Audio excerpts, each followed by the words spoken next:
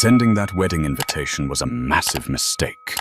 It was meant to be a cruel joke, a final way to remind a broke ex-wife of her place before the groom married an heiress. The Asher family expected her to show up in rags or stay home crying. But expectation collided violently with reality when the cathedral doors swung open. Orion didn't just return. She arrived in a limousine wearing a gown worth more than the venue and holding the hands of 3 secret triplets who looked exactly like the groom. In seconds, the laughter died and the panic began. This wasn't a wedding anymore. It was a hostile takeover. The envelope was cream-colored heavy and textured like linen. It sat on the polished mahogany desk of Orion Danvers's corner office in downtown Seattle, looking innocent enough. But Orion knew better. She knew that handwriting. It belonged to Margaret Asher, the woman who had once made it her life's mission to ensure Orion felt like dirt beneath her designer heels. Orion didn't reach for it immediately. She took a sip of her sparkling water, adjusting the cuffs of her silk blouse. The cityscape of Seattle sprawled out behind her, grey and rainy, a stark contrast to the sterile, climate-controlled perfection of her life now. "It came via courier this morning, Ms. Danvers," her assistant Sarah said, lingering by the door. "Marked personal. Priority." "Thank you, Sarah. That will be all." When the door clicked shut, Orion finally picked up the envelope. She slid a gold letter opener under the wax seal, a pretentious crest the Asher family had likely invented in the 80s to simulate old money. Inside, the calligraphy mocked her. "You are cordially invited to the wedding of Liam Asher and Jessica van der Hoven." Orion let out a dry, humorless laugh. Liam, the man who had promised to love her forever, right up until his mother threatened to cut off his trust fund.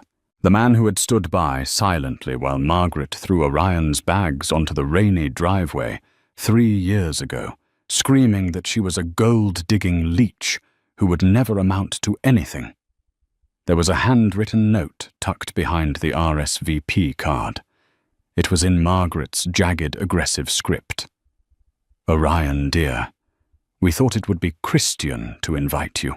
Liam is finally marrying someone of his own caliber, but we didn't want you to feel forgotten in your little apartment. Do come. There will be an open bar. We know how much you like free things." The audacity was breathtaking. They didn't invite her out of kindness. They invited her to gloat. They wanted to see her broken.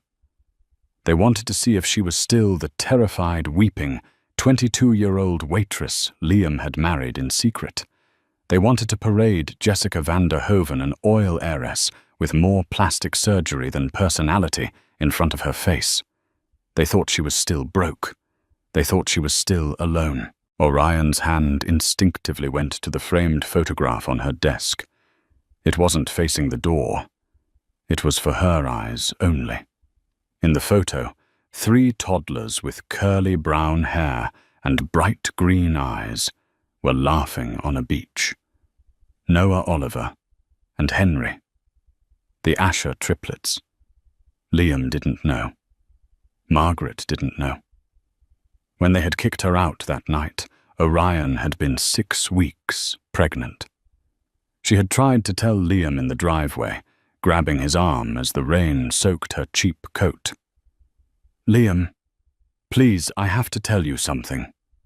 "Just go, Orion," he had snapped, refusing to look her in the eye, his mother's hand firmly on his shoulder.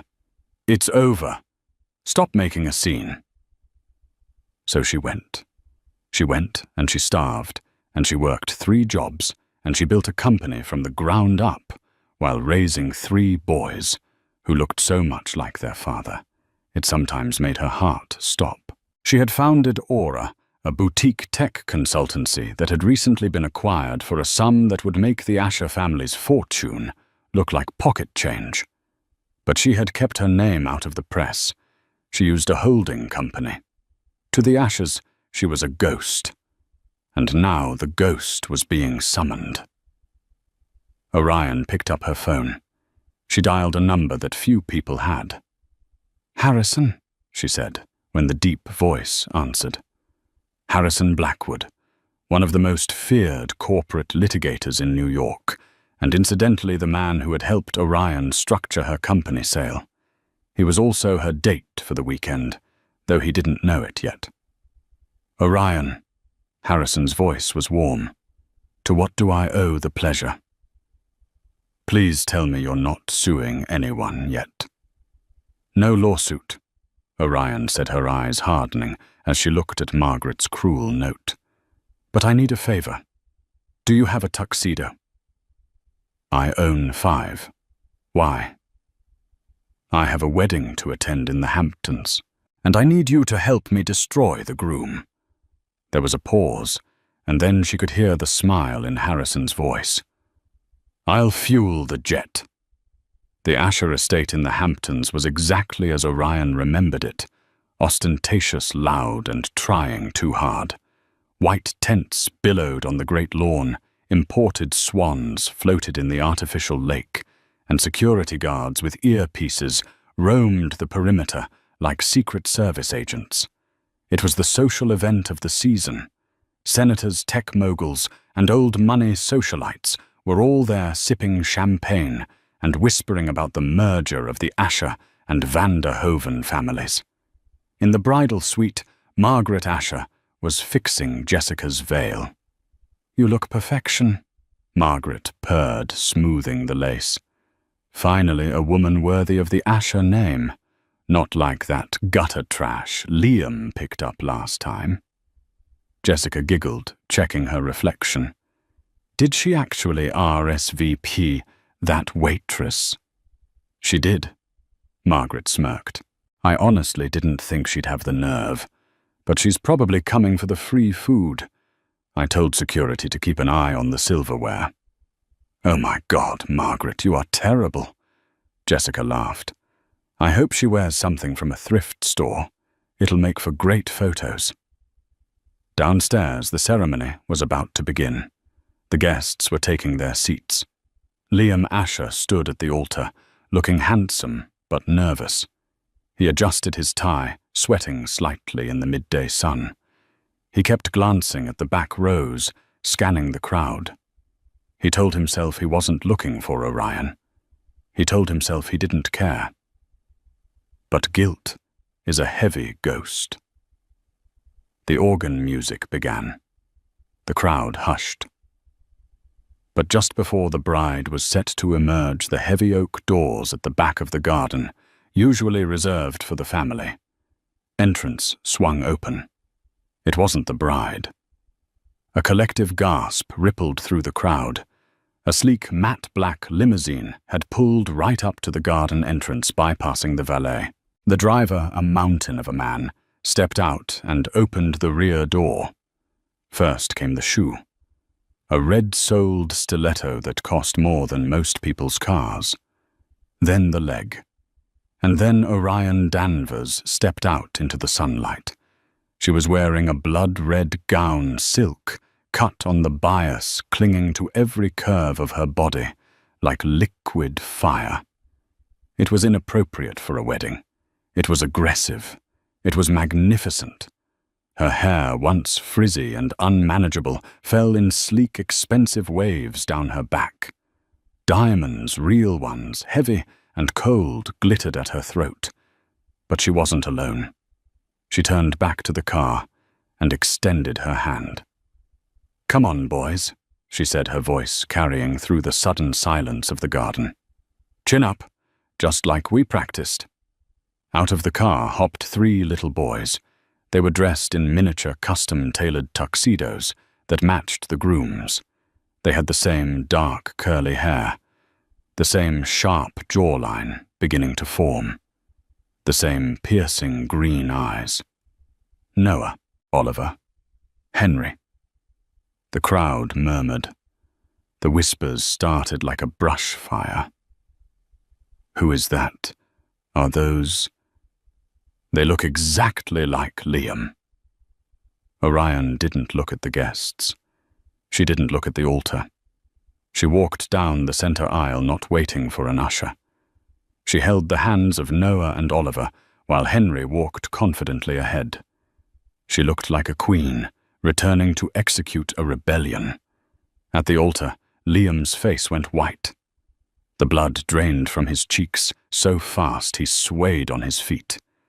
He looked at the three boys, and it was like looking into a mirror from 25 years ago. Margaret Asher, who had been about to take her seat in the front row, froze.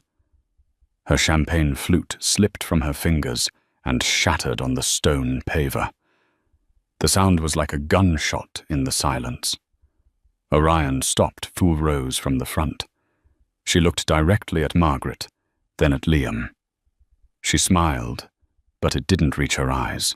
"Sorry we're late," Orion said, her voice smooth and projecting clearly to the stunned audience. "It took a while to get the boys ready. You know how it is. They take after their father." She gestured to the empty seats on the groom's side, the side reserved for family. "Come on, boys," she said to the triplets. "Go say hello to Grandma." The silence that followed Orion's command was absolute.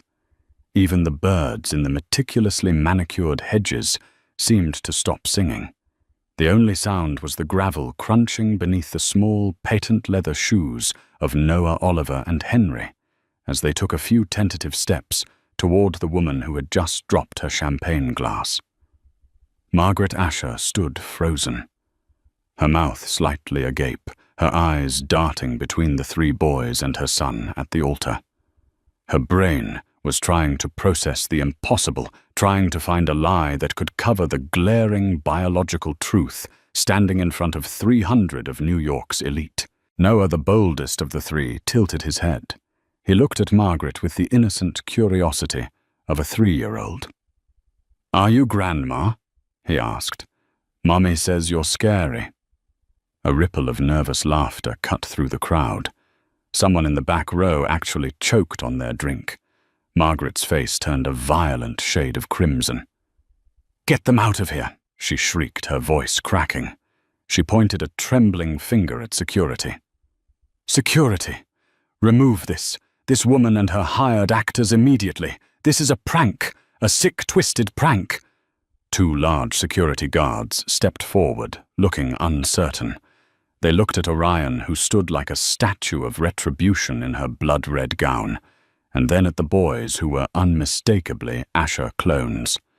"I wouldn't do that if I were you." A deep, resonant voice boomed from the limousine. Harrison Blackwood stepped out. He adjusted his cufflinks, stepping into the sunlight with the easy confidence of a man who owned the room before he even entered it. He was wearing a tuxedo that fit so perfectly it looked like a second skin. He walked to Orion's side and placed a possessive protective hand on the small of her back. The crowd gasped again. Harrison Blackwood was not just a lawyer. He was a celebrity in the business world. He was the shark you hired when you wanted to dismantle a Fortune 500 company before lunch. Seeing him with Orion Danvers changed the equation instantly. "Mr. Blackwood," Margaret stammered, her aggression faltering for a split second. What are you doing with her?" "Escorting my client and partner," Harrison said smoothly, his voice carrying to the back rows. "And ensuring that her children, the lawful heirs to the Asher Trust, I might add, are treated with the respect they deserve." Heirs. The word hung in the air like smoke. At the altar, Liam Asher finally moved. He stumbled down the 3 marble steps, ignoring the priest, ignoring his best man, who tried to grab his arm. He walked toward the boys as if in a trance. He stopped 2 feet away from Henry. Ideally, he should have looked at Orion, but he couldn't take his eyes off the boy. Henry had Liam's nose. He had the same cowlick in his hair that Liam had fought with his entire life. "Orion," Liam whispered, his voice hoarse. Are they "They're yours, Liam," Orion said, her voice cold and devoid of the love she had once held for him. 3 years old next month. You'd know that if your mother hadn't thrown a pregnant woman out into a thunderstorm. I didn't know," Liam stammered, tears welling in his eyes. He reached out a hand to touch Oliver's shoulder, but the boy shrank back, hiding behind Orion's red skirt. "You didn't ask," Orion countered, sharp as a knife. "You let her write the check and you looked the other way. You chose the money, Liam. Now you have to live with the interest." Suddenly, the heavy doors of the church entrance slammed open again. Jessica van der Hoven. The bride stood there. She had clearly been listening from the vestibule. Her massive tulle dress took up the entire doorway. Her face was a mask of fury. "What is going on here?" Jessica screamed, marching down the aisle, her veil trailing behind her like a storm cloud. She stopped beside Margaret, glaring at the children. "Who are these brats, and why is she here?" "They're his children, Jessica," a guest whispered, loud enough to be heard. Jessica whipped her head around to look at Liam. "Children? You have 3 children. You told me your ex was a barren gold digger." "That's what Mother told me," Liam shouted back, looking helpless. "She said Orion was lying about being pregnant." All eyes turned to Margaret. The matriarch of the Asher family straightened her spine, trying to regain control of the narrative. "She was lying," Margaret hissed, stepping over the broken glass of her champagne flute. These mongrels could be anyone's. She probably adopted them to run a con. Look at her. She's a waitress. She can't afford to raise 3 children, let alone dress herself in whatever that is. Margaret gestured disdainfully at Orion's gown. Orion smiled. It was the smile of a predator who had just watched the prey step into the trap. "A waitress," Orion repeated softly. She reached into her clutch and pulled out a small, folded piece of paper. "Harrison, would you?" Harrison took the paper and unfolded it. It was a document. "For the record," Harrison announced, his lawyer voice projecting clearly, "Ms. Danvers is the founder and majority shareholder of Aura Technologies. As of the acquisition closed last Tuesday by Horizon Corp, her personal net worth is estimated at approximately $1.2 billion. The silence this time was different. It wasn't shock. It was awe. The guests, many of them business people, knew Aura. They knew the acquisition. It had been all over the Wall Street Journal.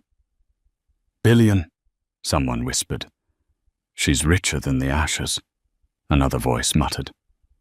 Orion took a step forward, closing the distance between herself and Margaret. "I didn't come for your money, Margaret," Orion said, her voice low and dangerous. "I have plenty of my own. I came to return the invitation. You wanted me to see Liam's happiness. Well, here I am. And I brought the only thing Liam ever really created." She looked down at the triplets. "But don't worry, we won't stay for the cake. I hear it's dry." The wedding ceremony never happened. The priest, sensing the divine intervention of pure chaos, had quietly slipped out the side exit. Jessica van der Hoven had stormed off in her massive dress, screaming into her cell phone to her father, the oil tycoon, demanding he sue someone, anyone. But the reception was paid for. And in the world of the elite, you never waste the catering. An hour later, the guests had migrated to the massive air-conditioned tent set up on the lawn. But the atmosphere was less celebration and more crime scene investigation. Groups of socialites huddled together, whispering furiously, their eyes glued to the corner table where Orion Danvers sat. She hadn't left. Margaret had tried to have her removed, but Harrison Blackwood had calmly informed the head of security that removing a guest who held a valid invitation and who happened to own the company that provided the security firm's cyber infrastructure would be a career-ending move. So they stayed. Orion sat with Harrison and the boys. The triplets were happily devouring plates of lobster, mac and cheese, oblivious to the fact that they were the center of a high society hurricane. Liam sat at the head table alone. His bride was gone. His mother was currently in the kitchen, reportedly screaming at the caterers to vent her rage. Liam kept staring at the boys. He held a glass of scotch that he had refilled 3 times in 40 minutes. Finally, he stood up. He walked unsteadily across the dance floor toward Orion's table. The room went quiet. The string quartet stopped playing. "Orion," Liam said, stopping at the edge of the table. He looked broken. The arrogance that had defined him 3 years ago was gone, replaced by the hollow look of a man who realizes he threw away a diamond to pick up a rock. Harrison shifted in his seat, ready to intervene, but Orion held up a hand. She wiped a smudge of cheese off Henry's cheek and looked up at her ex-husband. "Hello, Liam." They really are amazing," Liam whispered, looking at the boys. Do they know who I am?" "No," Orion said simply. "To them, you're just a man in a suit. We don't talk about you." The words hit him like a physical blow. He flinched. "Orion, I'm so sorry. I know that sounds useless now, but God, if I had known. If I had known you were pregnant, I never would have let Mother." "Stop!" Orion cut him off. Her eyes were hard. "Don't blame your mother for your spine, Liam. You were 25 years old. You could have stood up for me. You could have called. You could have looked for me. But you didn't. You enjoyed your bachelor life, your trust fund, and your engagement to the oil princess. You only care now because I walked in here wearing $1 billion and your genetic legacy." "That's not true," Liam protested, though his voice lacked conviction. "I missed you, every day." "You missed the way I made you feel adored," Orion corrected. "You didn't miss me." At that moment, Margaret Asher stormed into the tent. She had recomposed herself. She had touched up her makeup, fixed her hair, and donned her armor of denial. She marched straight to the table, flanked by 2 lawyers of her own family retainers, who looked significantly less impressive than Harrison Blackwood. "This farce ends now," Margaret announced, her voice dripping with venom. "I don't care about your little tech company, and I don't care about these props. You are trespassing on a private family moment." She turned to the crowd, raising her voice. "Ladies and gentlemen, I apologize for this interruption. This woman is a fraud. We have no proof those children are Liam's. For all we know, she used a sperm donor who looked like him just to entrap us. It's a shakedown." The crowd murmured. It was a desperate lie, but Margaret sold it with conviction. Orion stood up slowly. She was tall in her heels, towering over Margaret. "A shakedown?" Orion laughed. "Margaret, check the stock market. I could buy this entire estate and turn it into a parking lot for my employees without checking my bank balance." She stepped closer to Margaret. "But since you brought up proof..." Orion reached into Harrison's jacket pocket. He allowed it with a smirk and pulled out a second envelope. "I anticipated you might be in denial. Denial is, after all, your specialty." She tossed the envelope onto the table among the lobster tails and crystal glasses. "DNA results," Orion said, "from a lab accredited by the state of New York. I used the hair sample Liam left on his old hairbrush, the one I kept. It's a 99.99% match. Noah Oliver and Henry are his. She paused, letting the information sink in, then delivered the second blow. But that's not the most interesting part of the paperwork. Orion looked around the room, making eye contact with several of the Asher family's investors who were in attendance. Harrison, tell them about the trust. Harrison stood up, buttoning his jacket. Certainly. The Asher family trust established by Liam's grandfather has a very specific clause, Clause 4A. In the event of the birth of the first male heir of the direct bloodline, 40% of the principal trust fund shall immediately transfer to a trust in the child's name to be administered by the legal guardian until the child reaches majority. Margaret went pale, deadly pale. Since there are 3 male heirs, Harrison continued, enjoying every syllable, and Ms. Danvers is the sole legal guardian, that means 40% of the Asher fortune legally belongs to these boys, and by extension is under Ms. Danvers' control. You can't, Margaret whispered, clutching the tablecloth for support.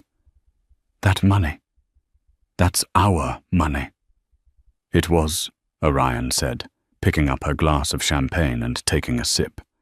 Now it's their college fund, and considering how you manage money, Margaret, I think I'll move it to a more secure portfolio first thing Monday morning. The room erupted. This wasn't just a ruined wedding anymore. This was a hostile takeover. Liam looked at his mother. Mother, is that true? The clause, Margaret didn't answer. She just stared at Orion with pure, unadulterated hatred. You ruined everything, Margaret hissed. You ruined his life. No, Orion said, leaning down to pick up Noah, who was starting to get sleepy. I saved his children from becoming like you, and now I'm taking what's mine. She turned to Liam. You wanted a wedding, Liam. You got a funeral. The funeral of your legacy. Orion turned to Harrison. I think we're done here. Let's get the boys some ice cream. Somewhere that doesn't smell like desperation. As they turned to leave, a voice called out from the entrance of the tent. Wait. It wasn't Liam, and it wasn't Jessica. It was Arthur Asher, Liam's father. A man who had been in a wheelchair for a decade following a stroke, a man Margaret had kept tucked away in the shadows, silenced and controlled. His nurse was pushing him forward. He looked frail, but his eyes were sharp. Wait, Arthur rasped again, raising a trembling hand. Let me see them. Orion stopped. She looked at the old man. He was the only Asher who had ever been kind to her, though he had been too weak to stop Margaret's tyranny. She hesitated, then walked over to him. She lowered Noah so the old man could see. Arthur reached out a shaking hand and touched Noah's cheek. Tears streamed down his weathered face. My boys, he wept. Margaret told me. She told me you lost the baby. She lied, Arthur, Orion said gently. Arthur looked up at his wife, his face twisting into a grimace of rage that transcended his physical weakness. You, Arthur pointed a finger at Margaret. You told me. My grandson was dead. Margaret took a step back. Arthur, I did it for the family. She was nobody. She is the mother of my heirs. Arthur roared, a sudden surge of strength shocking everyone. Get out! Get out of my sight. The drama had just escalated from financial ruin to family war. And the camera's guests were definitely filming, now caught every second of it. The Monday morning following the Red Wedding, as the tabloids were already calling it, broke over New York City with a grey, relentless drizzle. But inside the glass-walled conference room of Asher Enterprises on the 40th floor, the atmosphere was even stormier. Orion sat at the head of the table. Technically, it wasn't her seat. It belonged to the CEO, a position currently held by Margaret Asher. But when you walk in with the majority voting power of the family trust and a lawyer like Harrison Blackwood, you sit wherever you want. Margaret sat on the opposite end, looking like a woman who hadn't slept in 48 hours. Her eyes were rimmed with red, her skin sallow beneath layers of heavy foundation. Liam sat next to her, slouched, staring at his hands. He looked less like a corporate executive and more like a truant schoolboy waiting for the principal. "Let's make this simple." Harrison began sliding a thick stack of documents across the polished mahogany table. As per Mr. Arthur Asher's instructions delivered via his power of attorney this morning and the invocation of Clause 4A, the transfer of assets has already begun. "You can't do this," Margaret spat, her voice raspy. "You can't just walk in here and strip mine this company. We have shareholders. We have a board. We have the majority," Orion corrected calmly. She didn't shout. She didn't need to. The trust holds 51% of Asher Enterprises, and as the guardian of the primary beneficiaries, Noah Oliver and Henry I control 40% of that. Arthur controls the rest. And guess who Arthur is listening to right now? She pointed to the large screen on the wall. Arthur Asher was live via video link from his home office, a nurse standing by his side. He looked frail, but his expression was stony. "Arthur," Margaret pleaded, looking at the screen. "Tell them to stop. She's trying to destroy our legacy. She is saving it." Arthur's voice crackled through the speakers, magnified and undeniable. "I saw the quarterly reports, Margaret. I saw what you've been doing, funneling money into shell companies, paying off your gambling debts in Macau. You thought because I was in a chair, I was brain dead." Liam's head snapped up. "Gambling debts? Mother, you said the liquidity issues were because of the market." "Shut up, Liam," Margaret shrieked, slamming her hand on the table. "The audit is already underway," Harrison interjected smoothly. "But that's a matter for the SEC. Right now we are discussing the restructuring. Effective immediately, Margaret. You are removed as CEO. Liam, you are removed as VP of Operations." "What?" Liam stood up, knocking his chair back. "You can't fire me. I'm a Asher. You're a liability," Orion said, finally looking at him. "I looked at your division's numbers, Liam. You've lost $12 million in 2 years on innovation projects that never launched. You're not a businessman, you're a drain." "But how will I live?" Liam stammered. The reality of his situation was crashing down. No trust fund access, no salary, no wife. "You have a degree," Orion shrugged. "I hear Starbucks is hiring. They offer great health benefits." It was a cold, calculated callback to the job Orion had held when they first met, the job Liam's friends had mocked her for. Margaret wasn't done. She stood up, her hands trembling with rage. "You think you've won? You think you can just waltz in here with your bastard children and take my empire?" "Careful," Harrison warned, his voice dropping an octave. "Slander is expensive." "I don't care," Margaret screamed. "I built this. Me, Arthur, was weak. Liam is useless. I did everything. And I won't let some gold digger take it from me." She lunged for the documents on the table, trying to tear them up, a desperate animalistic act of futility. Security. New security hired by Orion that morning stepped in immediately. 2 large men in dark suits, gently but firmly took Margaret by the arms. "Get your hands off me!" she screeched, kicking and thrashing as they dragged her toward the door. "I am Margaret Asher. This is my building, Liam. Do something." Liam just stood there, paralyzed, watching his mother be hauled away like a common trespasser. When the doors closed, the silence in the room was deafening. Orion looked at Liam. "You should go too, Liam. Security will escort you to your office to collect your personal effects.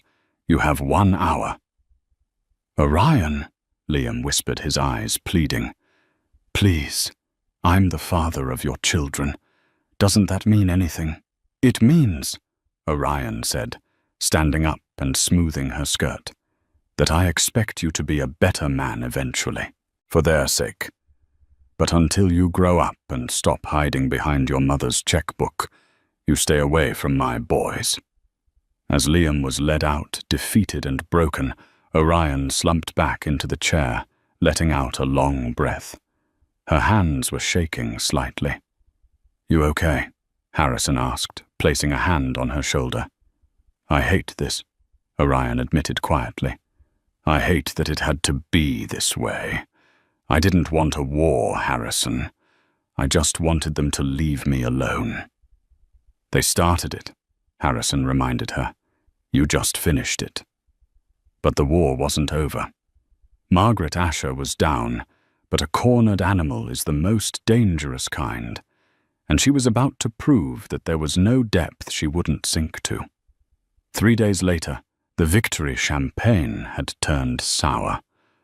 Orion was at her penthouse watching the boys play with a new train set in the living room when the doorbell rang.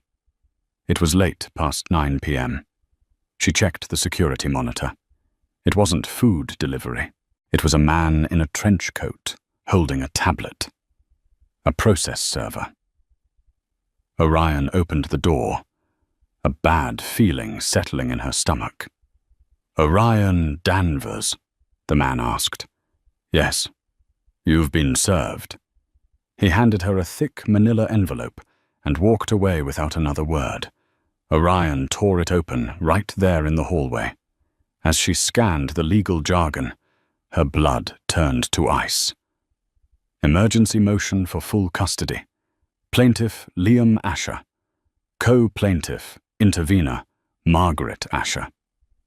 The allegations were horrific.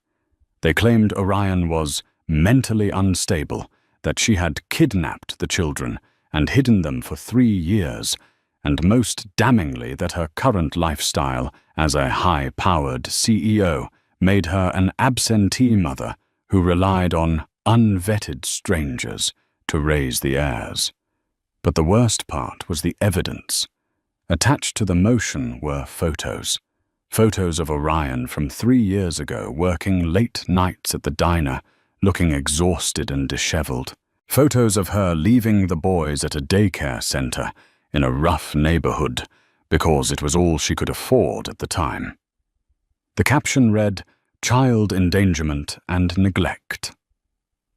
Margaret was twisting Orion's poverty, the poverty Margaret had caused, into proof of unfitness.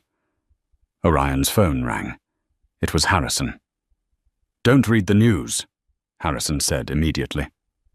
"I just got served," Orion said, her voice trembling.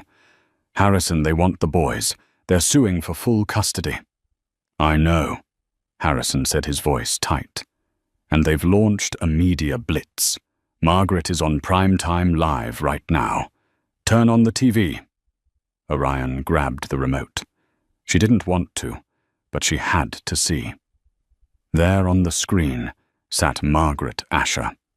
She was dressed in a modest pastel cardigan, wearing a pearl necklace, dabbing at dry eyes with a tissue.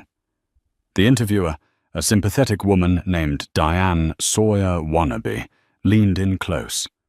"It breaks my heart," Margaret was saying to the camera. "We didn't know they existed. She hid them from us. She denied those poor boys their heritage, their family. And now she drags them to a wedding like props. It's abuse, plain and simple. We just want our grandsons home." We want to give them the stability they deserve." "And what about the rumors that she was fired from the company?" the interviewer asked. "A hostile takeover," Margaret sniffed. "She used the children as leverage to steal the family business. It just shows where her priorities are. Money, power, not the boys." Orion clicked the TV off, shaking with rage. It was a masterclass in gaslighting. Margaret had flipped the script. To the public, Orion wasn't the victim who overcame the odds. She was the vindictive ex who weaponized children for cash. "She's good," Orion whispered into the phone. "Harrison, can they win? Can they take them?" "In a fair court?" "No," Harrison said, "but the Ashers own half the judges in the family court circuit. Judge Cornelia Hawthorne has been assigned to the case. She's been on the Asher yacht every summer for the last 10 years. Panic clawed at Orion's throat. "So what do we do?" "We fight dirty," Harrison said. "But we need a witness, someone on the inside, someone who knows where Margaret's skeletons are buried." "There is no one," Orion said. "Arthur is bedridden. Liam is a puppet." "There is one person," Harrison said slowly. "Someone who hates Margaret just as much as you do right now." Orion's eyes widened. "You don't mean Jessica van der Hoven, the jilted bride, the oil heiress who had been humiliated in front of the entire eastern seaboard?" "She's probably halfway to Paris by now," Orion said. "Actually," Harrison said, "my private investigator says she's at the Plaza Hotel, drunk and destroying the minibar." "I'm going," Orion said, grabbing her keys. "Orion, wait." "No, Harrison. Margaret wants a war. I'm going to build an army."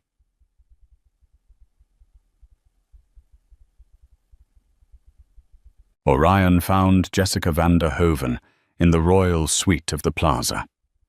The room was a disaster zone. Wedding gifts were smashed on the floor. A $10,000 dress was ripped to shreds on the bed. Jessica was sitting on the floor in a silk robe, eating caviar straight from the jar with a spoon. Her mascara was running down her face. When Orion walked in, after bribing the bellhop, Jessica looked up. She didn't scream. She just laughed, a dark, hollow sound.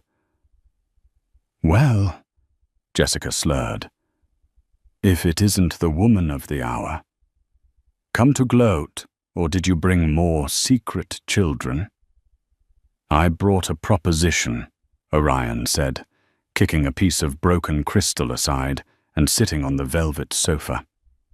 "I don't need your money," Jessica spat. "My daddy has more oil than God." "I know," Orion said. "But you don't want money. You want revenge. You want to hurt Margaret Asher for making you look like a fool." Jessica stopped eating. She looked at Orion, her eyes narrowing. "She knew," Jessica whispered. "She knew you were pregnant 3 years ago. I heard her on the phone with her lawyer yesterday. She admitted it. She knew the whole time, and she let me walk down that aisle looking like an idiot." "She's trying to take my sons," Orion said, her voice breaking slightly. "She's painting me as a monster to get custody, just so she can control their trust fund again. If she wins, she gets the money back. And she gets to raise my boys to be just like Liam." Jessica was silent for a long moment. She looked at the ruined wedding dress on the bed. Then she looked at Orion. "I have emails," Jessica said suddenly. "What?" "Margaret and we planned the wedding for months.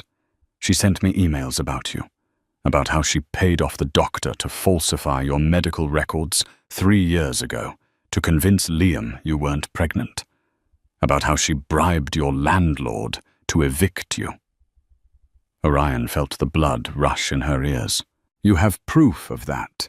It's on my server. Jessica said, a cruel smile slowly forming on her lips. I kept everything, just in case. Why would you help me? Orion asked. I ruined your wedding. Sweetie. Jessica stood up, wiping the caviar from her mouth. You didn't ruin my wedding. You saved me from marrying a spineless coward. And frankly, I'd rather see Margaret Asher rot in jail than spend another second crying over her son. Jessica extended a hand, her diamond manicure catching the light. Let's burn the witch. Orion took her hand. The alliance was formed, and the custody hearing the next morning was going to be a bloodbath. The courtroom was packed. It wasn't just a custody hearing anymore. It was the season finale of New York's most scandalous reality show, played out in real time. Reporters lined the back benches, their pens scratching furiously on notepads. Judge Cornelia Hawthorne sat on the bench, looking down at Orion with disdain. The judge had lunched with Margaret Asher the week before Orion knew this, because Harrison had photos of them entering a private club together. But proving bias was hard. Surviving it was harder. Margaret's lawyer, a slick man named Preston Vane, spent the first 2 hours assassinating Orion's character. Your Honor, Vane droned, pacing in front of the judge. Ms. Danvers is a corporate shark. She works 80 hours a week. She leaves these innocent triplets with nannies. She has no family structure. And let us not forget, she concealed their existence for 3 years. This is not a mother. This is a kidnapper. Margaret sat at the plaintiff's table, dabbing her eyes with a lace handkerchief, looking every inch the grieving grandmother. Liam sat beside her, pale and silent. When it was Harrison's turn, he didn't pace. He stood still, radiating a terrifying calm. Your Honor, Harrison said, the plaintiff claims my client concealed the children. We argue that she was exiled, but words are cheap. Let's look at the timeline. Objection. Vane stood up. Relevance. Goes to the mother's intent. Your Honor, Harrison countered. Overruled. Judge Hawthorne sighed, clearly bored. Make it quick, Mr. Blackwood. I call my first and only witness, Harrison said, turning to the heavy oak doors at the back of the room. Ms. Jessica van der Hoven. The air left the room. Margaret's head snapped around so fast her pearl necklace audibly clicked. Liam's jaw dropped. Jessica walked in. She looked nothing like the hysterical woman in the hotel room. She was wearing a sharp navy power suit, her hair pulled back in a severe bun. She looked like an executioner. This witness was not on the list, Vane shouted, panic rising in his voice. Rebuttal witnesses do not need to be listed if they are impeaching the plaintiff's credibility. Harrison cited the statute from memory. Unless the court wishes to suppress the truth. Judge Hawthorne glared at Harrison, but waved her hand. Proceed. Jessica took the stand. She swore the oath. She looked directly at Margaret, her eyes cold. Ms. van der Hoven, Harrison began. You were engaged to Liam Asher until 4 days ago. Why did the engagement end? Because I found out his mother is a criminal, Jessica stated clearly into the microphone. Objection, Vane screamed. Hearsay slander. I have the documents, Your Honor, Jessica said, reaching into her briefcase. She pulled out a stack of printouts. These are emails between Margaret Asher and Dr. Aris Thorne, a prominent OB-GYN. Harrison took the stack and handed a copy to the judge. Read the highlighted section, please, Ms. van der Hoven. Jessica adjusted the microphone. Date November 14th, 3 years ago, from Margaret Asher. Subject the problem. Body Dr. Thorne. The girl is claiming she is pregnant. I need you to ensure the test results Liam sees say negative.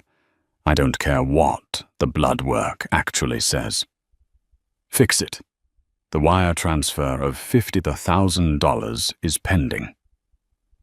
The courtroom erupted. The reporters were on their feet. Order. Order. Judge Hawthorne banged her gavel, her face pale.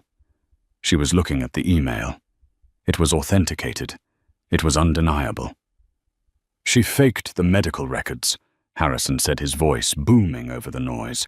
She convinced her son that his wife was lying, effectively terminating the marriage and forcing a pregnant woman onto the streets. This wasn't concealment by Ms. Danvers. This was a conspiracy by Margaret Asher. That's a fake, Margaret shrieked, standing up. She forged it.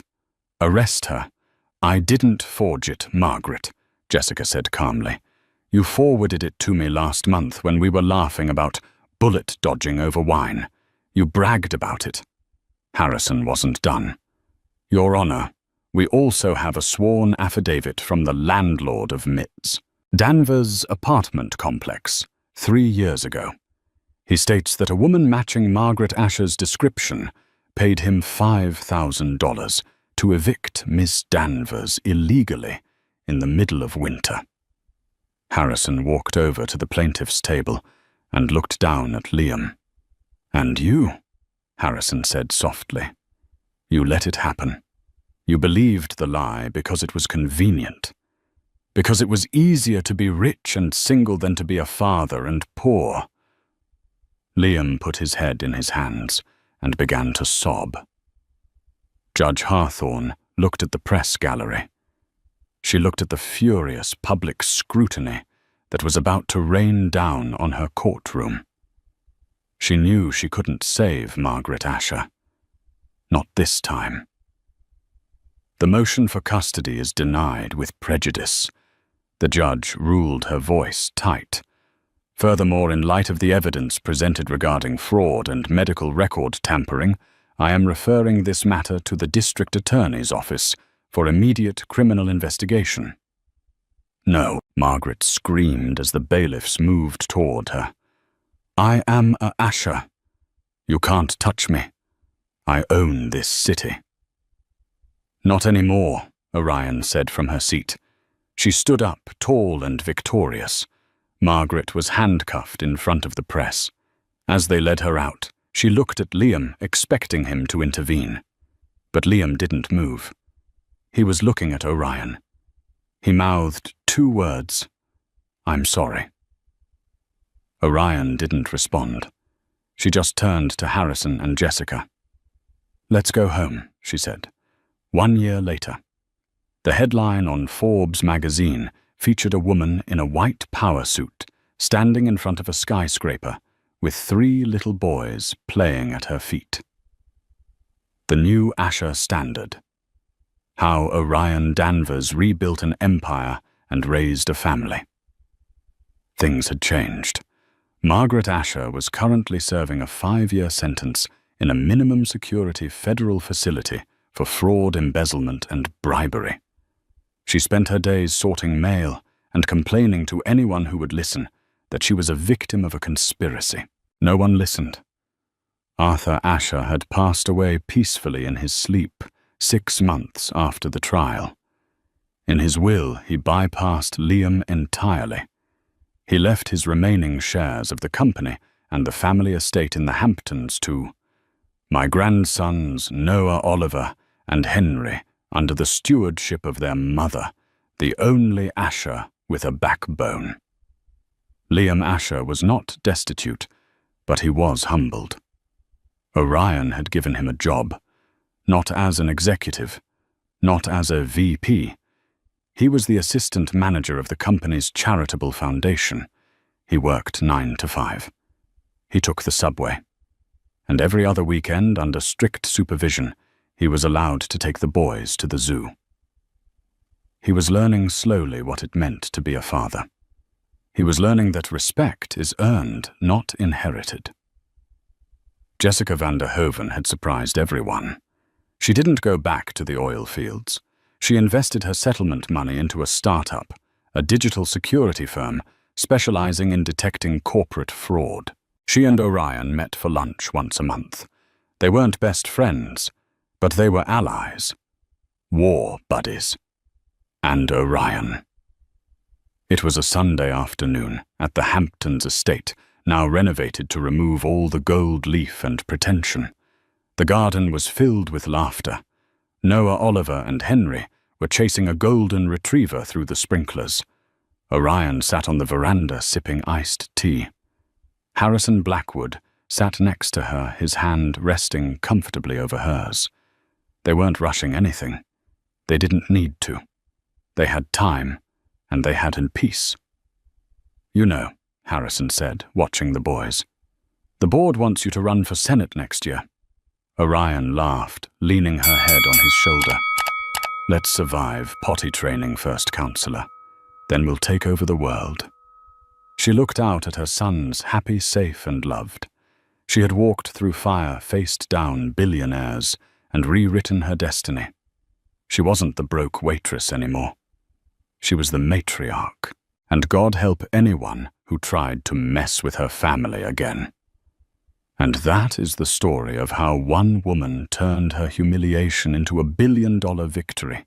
It's a reminder that no matter how hard people try to push you down the truth, and a really good lawyer will always win in the end. What do you think?